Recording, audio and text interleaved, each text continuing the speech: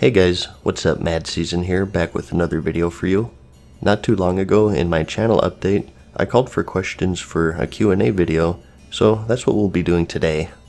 This is just some random Mythic Plus footage for you to enjoy while I talk over it. I got just a ton of questions, more so than any of my other Q&A videos, and lots of really good ones.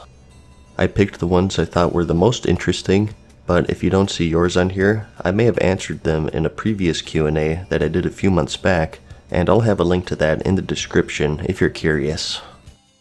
The first question is, what are the rarest items that I own in-game by Warpig70? This is a really interesting one, and honestly, I could probably make a whole video about this. But, in no particular order, here are my rarest items. Most of them are on my rogue, since that was my main character in vanilla. I have the original Hakari Warblade sword set from the original Zul'Gurub. These were pretty unique at the time because they were one of the few weapons that you sheathed on your back, which is really neat in my opinion. They're no longer obtainable since the raid was turned into a dungeon in Cataclysm.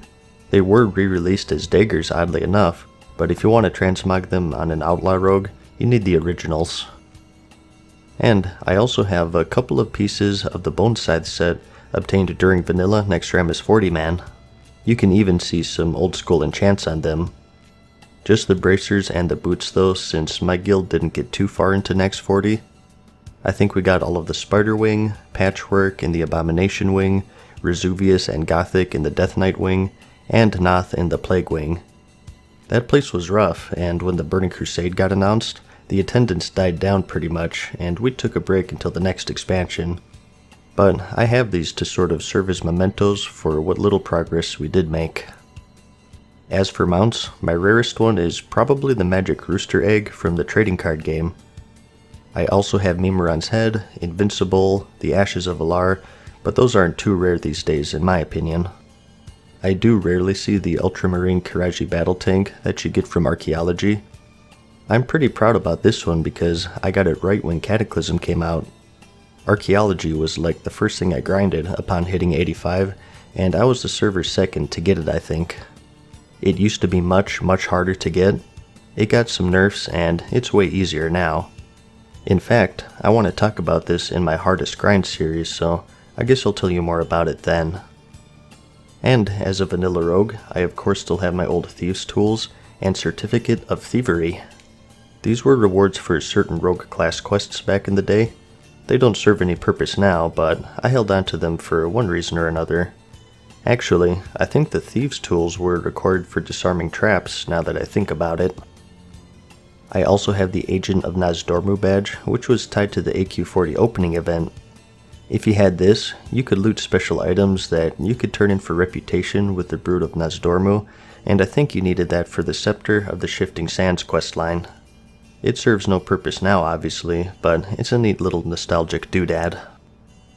The Royal Seal of Elder Thalas was a trinket reward from the Daggermal instance. Back then, good trinkets were very hard to find, and this one was great because it had fire resistance, which was good for certain fights, namely Ragnaros. So it was vital for most vanilla raiders back then. The ability to obtain it was removed in Cataclysm, I believe. And the Seal of Ascension originally gave you access to the upper Blackrock Spire during vanilla. I completed this on my rogue way back in the day, and it was actually quite the challenge because you needed 3 gems which sometimes dropped from 3 different bosses in the lower Blackrock Spire. And we normally ran that with 10 I believe, so you had to roll against 9 other people. It took a few months to complete. They were kind of rare, and I remember on a few occasions people would pay me gold just to unlock the door for them. So it was a nifty little way to make some extra gold back in the day. And another key is my Drakefire amulet, which was of course needed for the original Onyxia's lair. Maybe not super rare since really any vanilla raider got this, but it was tied behind a really long and challenging quest line, and I've kept it in my bags ever since because I can't bring myself to sell it. And hey, more fire resistance, which once again was really handy back then. When the Burning Crusade expansion launched, you were able to get a special tabard called the Tabard of the Protector. I think this is pretty rare nowadays because the window to get it was pretty small and it has been 10 years. It has the Argent Dawn symbol on it, and if you use it, it does a Holy Nova effect, which is pretty neat. And aside from all of that, I do have some TCG items stashed away as well. I bought a bunch of these up for cheap during the Warlords of Draenor expansion since I knew that gold was going to inflate like crazy. I have a couple of rooster eggs that I bought for around 200,000 I think, that sell for a few million now, and some rhinos and a bunch of pets. So if I ever need some gold, I can go ahead and sell these for a big profit. Or maybe do some sort of giveaway in the future. We'll see. The next question is by Patrick Johansson. He asks, what do I like and what do I hate most about Legion? Legion overall has been pretty great in my opinion. Lots of good stuff with it, but if I had to pick a favorite feature, it would be Mythic Plus hands down. I think the time trial and infinitely scaling system is great. It's a small scale form of endgame, which was something that I've been craving for quite a long time. Ever since Wrath launched and we started getting 10-man raids, there's been an audience for an endgame that isn't huge, and I think Mythic Plus is near perfect in that regard. Good variety with the affixes, pretty good loot, and a wide variety of randomized dungeons. It has a lot of strengths, and to me, it's the biggest success with Legion. As for my least favorite feature, this won't come as a surprise, but probably legendaries. I think most people agree that legendaries in Legion were handled pretty poorly. My biggest problem with them is that I'm an altaholic, and each expansion, I like to play several different characters. And with legendaries, it's pretty rough to grind them out multiple times. Now, do you really need them?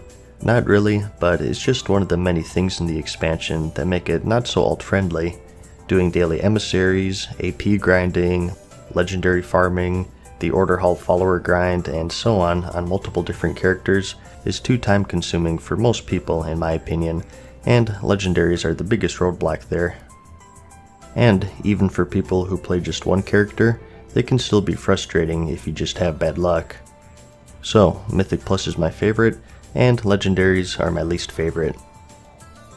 Next, we have What is your favorite expansion by many people. Now, Legion isn't over yet, but right now my favorite expansion for World of Warcraft is the Wrath of the Lich King for a few reasons. One is, like I mentioned earlier, 10-man raiding. I really prefer the smaller skill raiding because it's kind of hard to get to know 25 different people. And during Wrath, I had so much fun with the team that I was with, and we would raid all the time and just have fun. It was when I had most of my closest friends playing, and the raids themselves were great, with Ulduar being my favorite even to this day. It was during this expansion was where I got hooked on the story and the lore of the Warcraft universe with Arthas as the Lich King. Up until this point, I mainly just played the game just for the gameplay. The Burning Crusade kind of sparked my interest, but Wrath was when I started going to wikis and learning about all of the different characters in the universe. So, right now, it holds the #1 spot for my favorite expansion. The next question is from 3 people, and that's, do you play any other games? And if so, have you ever thought about making videos for them? I do play quite a few different games other than World of Warcraft. I like RPGs such as Final Fantasies and the Elder Scrolls series, Fallout, Darkest Dungeon, and other similar games. As for shooters, right now I'm playing Battlefield 1 and PlayerUnknown's Battlegrounds, and every now and then I'll load up some Hearthstone. I have thought about making videos for them, but it just boils down to free time, I guess. If I ever did make videos for them, I'd throw them on a second channel since I want to keep this one World of Warcraft only. So it could be a possibility in the future, but nothing really planned right now. Rarest Tim Bleak asks if I'll continue the series where I talk about the famous people or NPCs in the game. I've gotten this one a few times, assuming you're talking about the famous and infamous player series. So far, I have 3 parts, and it's been a while since I've done them, mainly because I've run out of famous or infamous people. Although it's a fun series, it's not really one that I want to do too many of because it would kind of go against the whole idea of the series. There are a lot that I haven't mentioned yet, such as YouTubers and PvPers, but at the end of the day, I want the videos to be entertaining, and if 9 out of the 10 of those people are just, this guy makes World of Warcraft videos, or this guy was a big PvPer back then, I think most people would find it pretty dull. I think at this point, I covered most of the interesting stories such as Karate Chop with Martin Fury, Zuzo, Dives, and so on, but that being said though, I might have enough for one more part for that maybe, so you might see a fourth and probably final part soon if you guys would enjoy that. Bacon223, who's been here since I've had like 100 subscribers, asks what I'm gonna do to celebrate 100,000 subscribers. Yes, it's pretty insane, I can't even believe it myself, but soon, the channel should hit 100,000 subscribers, which is a huge milestone for me. This channel just started out as some random dude making dumb videos, and today, it's just some random dude making dumb videos. But it's crazy how much it's blown up. I don't really have any special extravaganza planned since, honestly, it kind of snuck up on me. I will make a video sort of celebrating and showing my gratitude, but nothing super fancy. Funny enough though, it actually looks like it'll happen around Christmas if things keep going like they have been, which is a pretty crazy coincidence, but a nice gift for sure. So I'll be sure to give you guys a gift video in return. It won't be anything huge, but I definitely do want to acknowledge it in some way. Marcus Vinicius, hopefully I'm pronouncing that right, asks about the future of World of Warcraft, and do you think that it'll end soon? This is a really interesting question because from what we learned from this year's BlizzCon, I think it's safe to say that World of Warcraft will always be around in some form. With the announcement of Classic servers, it would seem that Blizzard is willing to support World of Warcraft in some iteration at least. It's a question that people ask all the time: when will the World of Warcraft end? 13 years is a long time for an MMO, and where other MMOs hung it up and made sequels such as EverQuest 2 and Guild Wars 2 and so on, World of Warcraft has been Blizzard's staple in the realm of MMOs. We've had so many failed WoW killers that I think the only thing that'll ever end it is Blizzard themselves. They of course would only do that if it stops generating money, or if they follow suit with those other franchises and make World of Warcraft Part 2. But even if they do stop updating it, like I said with World of Warcraft Classic, I think that they would at least keep the game online for people to play. No one can predict the future, but personally, I think they're gonna have an Old God expansion, so if you ask me, we'll get at least one more expansion after the Battle for Azeroth. And if these expansions do well, I see no reason why they wouldn't continue it. World of Warcraft has made Blizzard into what it is today, so unless they really mess up these upcoming expansions, I think we could see another decade of adventures to look forward to.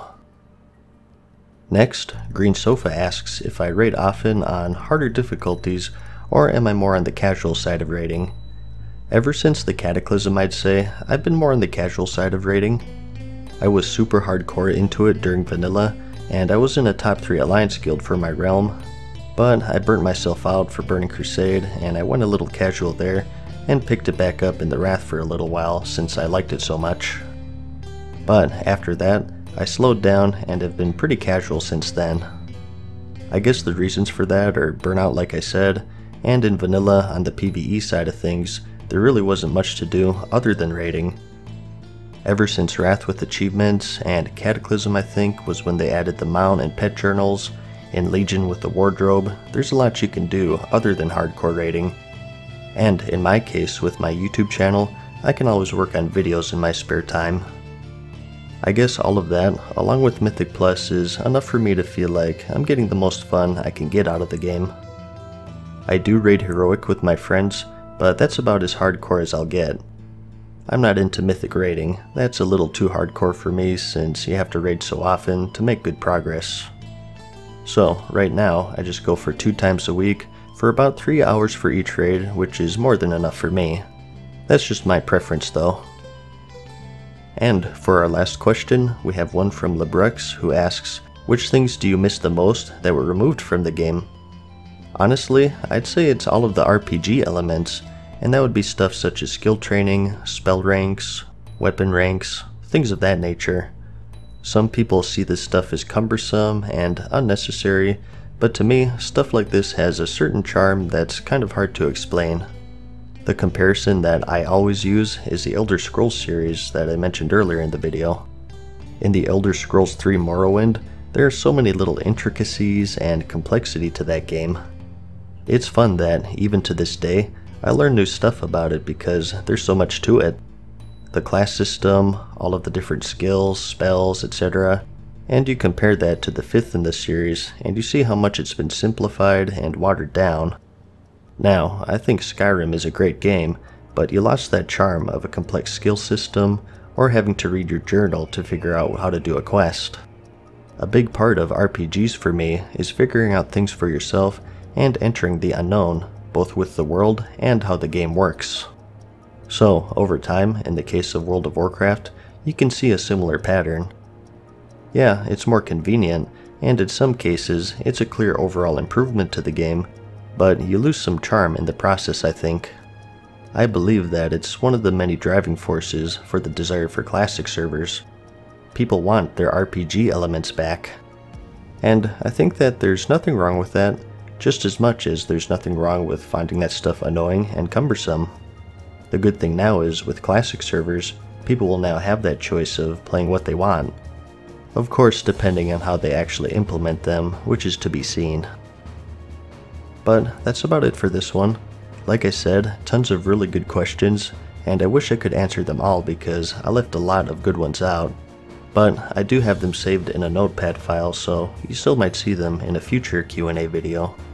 Anyways, I'm starting to lose my voice here, so I'll see you in the next one. Thanks for watching. Peace. Farewell for now, mortals. We hope you enjoyed today's video. See you again soon.